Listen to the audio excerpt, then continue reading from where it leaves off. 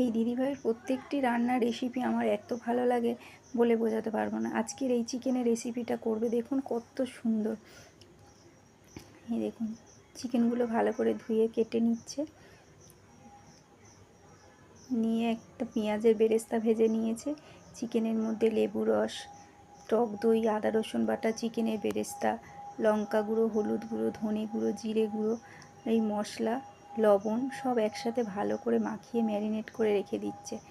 রেখে দিয়ে এই বেরেস্তা, আদা রসুন বাটা আবার পেস্ট করে, আদা রসুনটা আবার পেস্ট করে নিচ্ছে। নিয়ে কড়াইতে বাটার দিয়ে দিয়েছে, দিয়ে ওই ম্যারিনেট করা চিকেনটা কড়াইতে ভালো করে কষিয়ে নিয়েছে। নিয়ে জল দিয়ে ভালো করে ফুটে ওই বেরেস্তা আর আদা রসুন বাটার মশলাটা দিয়ে উপর থেকে কারি পাতা আর ধনে পাতাটা ভালো করে ছড়িয়ে দিয়েছে। দেখুন রেসিপিটা কত সুন্দর হয়েছে, দেখেই তো আমার পুরো জিভে জল এসে যাচ্ছে। দেখুন আমি তো একদিন বাড়িতে অবশ্যই বানাবো। উফ।